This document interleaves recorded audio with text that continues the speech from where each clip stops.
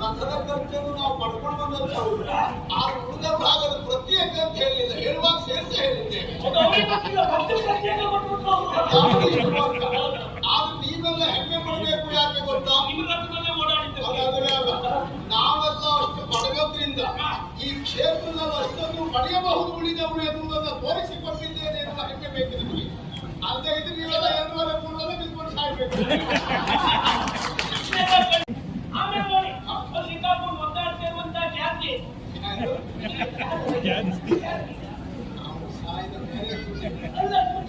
ಸರಿ ಮಾಡ್ಲಿಕ್ಕೆ ಆಗೈತಂತೆಲ್ಲ ಯಾಕೆ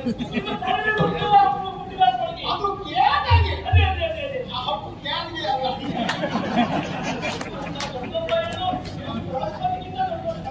ಶಬ್ದ ದೊಡ್ಡದೇ ಆಗಿರ್ಬೋದು, ಜನ ದೊಡ್ಡವರಿರ್ಬೋದು, ಬಳಸುವುದು ಯಾರಿಗೆ ಅಂತ ಪಾತ್ರತೆ ಇಲ್ಲದೆ ಇದ್ದವರಿಗೆ ಒಳ್ಳೊಳ್ಳೆ ಶಬ್ದ ಹಾಕಿದ್ರೆ ಶಬ್ದ ಹಾಳಾಗೋದು. ಇಡೀ ಮುಖದವರು ಒಂದೇ ಮೀಸೆ ಇರುವುದು, ಆ ಕಡೆ ಈ ಕಡೆ ಎರಡು ಮೀಸೆ ಇರುವ ಇಡೀ ಮುಖಕ್ಕೊಂದು ಮೀಸೆ, ಮುಖಕ್ಕೊಂದು ಮೀಸೆ. ಶಬ್ದ ಯಾವುದೇ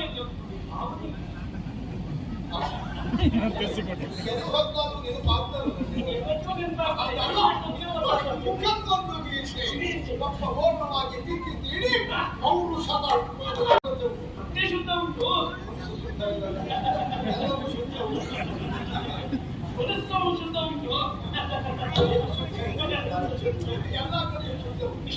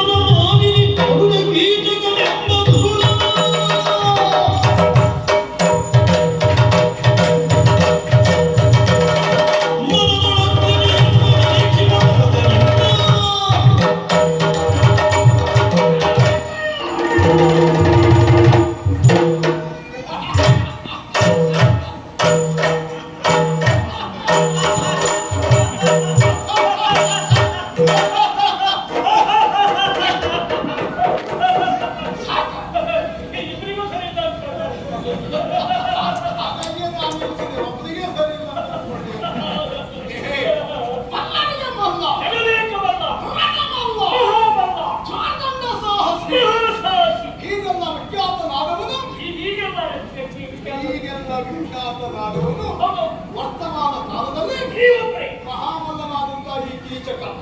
ಅದಕ್ಕೆ ಕಾರಣ ಏನು ಹೇಳು? ಕಳೆದ ಕೆಲವು ದಿವಸಗಳ ಹಿಂದೆ ನಾವು ಕೈಗೊಂಡಿರುವಂತಹ ಕರೆಯ ದಿಗ್ವಿಜಯ ಅಲೆದಂತ ಮಂಡಲಾಧಿಪರ ಅವರಿಂದಲೇ ಕಪ್ಪ ಕಾಣಿಕೆಗಳನ್ನು ಪಡೆದು ಸಂಗ್ರಹಿಸಿರುವಂತಹ ಅಪಾರ ಪ್ರಮಾಣದ ಕಪ್ಪ ಕಾಣಿಕೆಗಳನ್ನು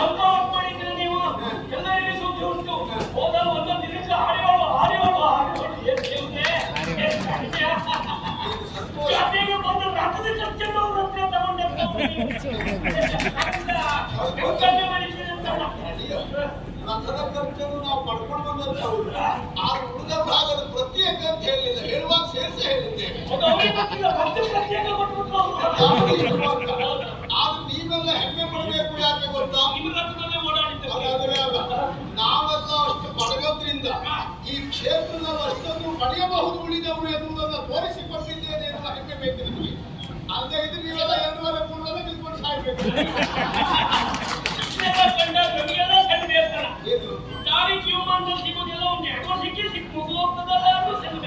ಹಾಗಾಗುವುದೇ ಇಲ್ಲ.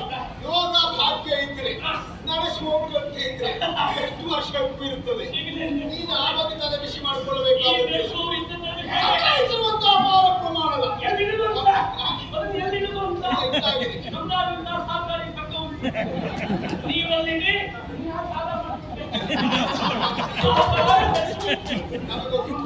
ನೀನು ಎಲ್ಲ ಸಾಲ ಸಿಗ್ತದೆ, ಹೊಸ್ತಿಯನ್ನು ಸೃಷ್ಟಿ ಆಗ್ತದೆ, ಕಾಯ್ತಾ ಇರ್ಬೋದು. ಹಾಗಾಗಿ ನಾನು ಎಲ್ಲಿ ಇರುವುದಕ್ಕೆ ಹೋಗುವುದೇ ಇಲ್ಲ.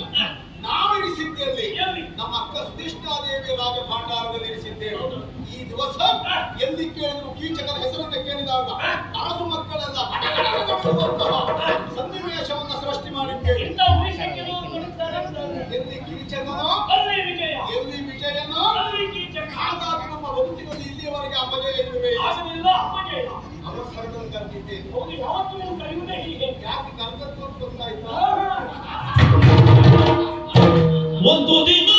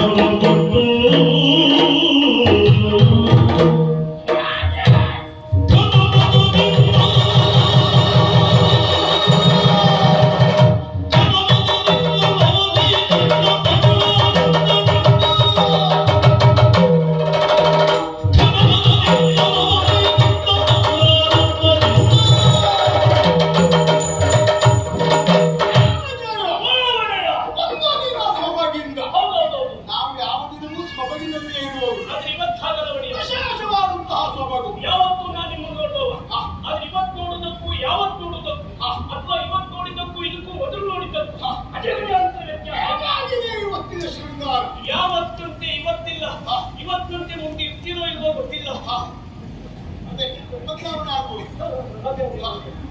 ನಾವೆಲ್ಲರೂ ಬಯಸುವುದಂದ್ರೆ ಯಾವತ್ತು ನೀವು ಹೀಗೆ ಇರಬೇಕೆನ್ನುವುದಾಗೆ ನಾವೆಲ್ಲರೂ ಬಯಸುವುದು. ಒಳ್ಳೆಯದು. ಆ ನಿರೀಕ್ಷೆಯೇ ಇಲ್ಲದೆ ಇರುವ ನಿಜವಾಗಿಂದಲೇ ಆ ಮಾತು ವಿಶ್ವಾಸ ಉಂಟು. ಆದ್ರಿಂದಲೇ ಬದುಕಿದ್ದೆ ಎನ್ನುವ ವಿಶ್ವಾಸ ಉಂಟು. ಹೇಗಾಗಿದೆ ಹೇಳಿ. ನೋಡ್ತಾ ಇದ್ದೇನೆ ನೋಡಿ. ನೋಡಿ ಆ ನಿಮ್ಮ ತಲೆಯಲ್ಲಿರುವಂತ ಗುಂಡಗಾಸು ಉಂಟಲ್ಲ, ಅದು ಗುಂಡಾಸು. ಗುಂಡಾಸು ಅಂತಾಗುವುದು ಹೇಗೆ? ನಿಮ್ಮಲ್ಲೇ ಕೇಳ್ತೇನೆ. ಈ ಕುತ್ತಿಗೆ ಮೇಲ್ಭಾಗ ಯಾವುದು? ಅದು ಗುಂಡ. ಕೆಳಭಾಗ ಗುಂಡ. ಅದು ಕಟ್ಟಿಗೆಯಲ್ಲಿ ಗುಂಡಕ್ಕೆ ಕಟ್ಟಿದ್ರಿಂದ ಅದು ಗುಂಡಗಾಸು. ಆ ಬೃಹಸ್ಪತಿ ಒಟ್ಟಿಗೆ ಎಷ್ಟು ವರ್ಷ ಇತ್ತು?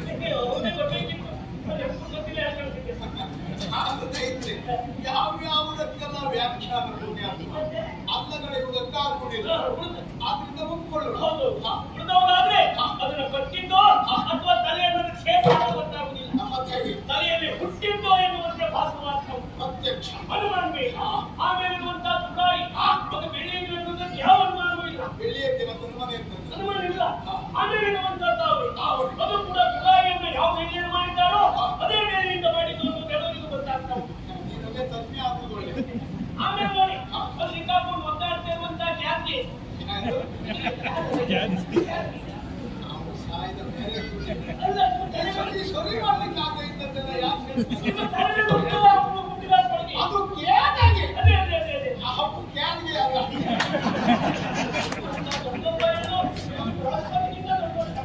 ಶಬ್ದ ದೊಡ್ಡದೇ ಆಗಿರ್ಬೋದು, ಜನ ದೊಡ್ಡವರು ಇರ್ಬೋದು, ಬಳಸುವುದು ಯಾರಿಗೆ ಅಂತ ಪಾತ್ರತೆ ಇಲ್ಲದೆ ಇದ್ದವರಿಗೆ ಎಲ್ಲ ಒಳ್ಳೊಳ್ಳೆ ಶಬ್ದ ಹಾಕಿದ ಶಬ್ದ ಹಾಳಾಗೋಗುವುದು. ಅಲ್ಲಿ ಪಾತ್ರಕಾರರ ಶಬ್ದ ಬೇಕಲ್ಲ, ಪಾತ್ರ ಬೇಕು ಅಂತ ಅದು ಹೇಳಿದ್ದ. ಆ ಶಬ್ದಕ್ಕಾಗಿ ನಿಮಗೆ ಮುಖ ನೋಡಿ. ಇಡೀ ಮುಖ ಒಂದು ಮೀಸೆ. ಏನು ಇಡೀ ಮುಖದಲ್ಲಿ ಒಂದೇ ಮೀಸೆ ಇರುವುದು? ಆ ಕಡೆ ಈ ಕಡೆ ಎರಡು ಮೀಸೆ ಇರುವ ಇಡೀ ಮುಖಕ್ಕೊಂದು ಮೀಸೆ. ಮುಖಕ್ಕೊಂದು ಮೀಸೆ. ಶಬ್ದ ಯಾವುದೇ ಇಲ್ಲ.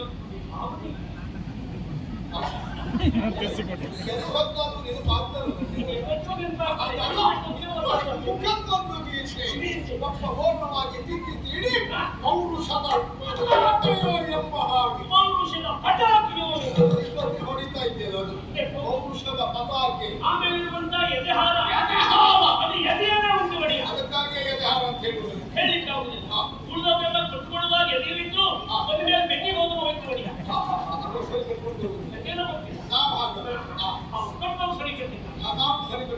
ಆಮೇಲೆ ನಿಮ್ಗೊಂದು ಭುಜಕ್ಕೆ ಭುಜಕ್ಕೆ ಅಂತ. ನಿಮ್ಮ ಭುಜಕ್ಕಿರುವುದರಿಂದ ಅದಕ್ಕೊಂದು ಕೀರ್ತಿ ಅದಾದ್ರೆ ಅದೆಂತ ಕೀರ್ತಿ ಅದು? ಯಾಕೆ ಹೇಳ್ತಾರೆ? ಆಮೇಲೆ ನೀವು ವೀರಗಸ್ತಿ ವೀರಗಸ್ತಿ. ನಿಮ್ಮಂತ ವೀರರ ಕಟ್ಟದಿಂದ ವೀರಗಸ್ತಿ ಒಂದೊಂದು ಕಟ್ಟದ ಕಾಲ್ ಕಟ್ಟಿ ಕೊಟ್ಟು ಹೋಗ್ತೀನಿ. ಒಂದೇ ದಿನ ಆಕಾಶದಲ್ಲಿ ಒಂದೇ ಒಂದು ನಕ್ಷತ್ರಗಳು ಎಲ್ಲಿ ಹೋಗಿತ್ತು? ಎಲ್ಲ ಎಲ್ಲೋ ಇಟ್ಟು ನೋಡಿ ಎಲ್ಲ ಈ ಚಾಮುಂಡಗಳು ಸೇರ್ಕೊಂಡು ಪೀತಾಂಬರದ ಮೇಲೆ ಅಂದರೆ ಆಕಾಶದಲ್ಲಿ ರಾರಾಜಿಸುತ್ತಿರುವಂತಹ ನಕ್ಷತ್ರ ಎಲ್ಲವೂ ನನ್ನ ಪೀತಾಂಬರದಲ್ಲೇ ಮನೆ ಮಾಡಿದೆ ಎಂಬ ಹಾಗೆ ಮತ್ತೆ ಆ ರೀತಿ ಹೊಳಿತಾ ಉಂಟು. ಮತ್ತೆ ನೋಡಿ ಎಷ್ಟು ಸಿದ್ಧವಾಗಿದೆ ಅಂತ. ಮತ್ತೆ ಇವಾಗ ಈ ರೀತಿ ಶುದ್ಧವಾಗಿ ಕಾಪಿಟ್ಕೊಂಡು ನೀವೇ ನಮಗ ಅನುಭವ ಎಷ್ಟು ಜಾಗ್ರತೆ ಉಂಟು. ಮತ್ತೆ ಶುದ್ಧ ಉಂಟು ಮನಸ್ಸು ಶುದ್ಧ ಇಲ್ಲ, ಎಲ್ಲವೂ ಶುದ್ಧ ಉಂಟು. ಮನಸ್ಸು ಶುದ್ಧ ಉಂಟು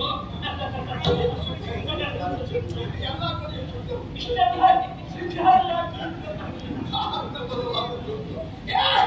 ಯಾಕೆ ಕೇಳು, 10 ಹಲವುಗಳಿಲ್ಲ, ಒಬ್ಬಳೇ ಒಬ್ಬಳು ಅಕ್ಕ ಸುನೀಷ್ಣಾದೇವಿ. ನಾವು ದಿಗ್ವಿಜಯಕ್ಕೆ ಹೋದ ಮೇಲೆ ಅಕ್ಕನನ್ನು ನೋಡುವುದಕ್ಕೆ ಅವಕಾಶವೇ ಲಭ್ಯ ಆಗಲಿಲ್ಲ. ಹಾಗಾಗಿ ಮಾತ್ರ ಸ್ವರೂಪಿಣಿಯಾಗಿರುವಂತಹ ಅಕ್ಕನನ್ನ ನೋಡಬೇಕು ಎನ್ನುವ ಕಾರಣಕ್ಕೆ ಅಕ್ಕನ ಮನೆಗೆ ಹೋಗುವುದಕ್ಕಾಗಿ ಶೃಂಗಾರ ಹೇಗ ನಾವೊಬ್ಬನೇ ಹೋಗುವುದಲ್ಲ, ಜೊತೆಯಲ್ಲಿ ನೀನು ಬರಬೇಕು. ಹೋಗುವುದು ಅಂತ ಹೇಳಿದ್ರೆ ಎಲ್ಲರೂ ಹೋದ ಹಾಗೆ ನಾವಲ್ಲ. ನಾವು ಹೋಗುವುದು ಹೇಗೆ? ಮನವೇರಿದ ಬಂದಾನೆ ಕದಲಿ ಮನ ಸೇರುವ ಹಾಗೆ.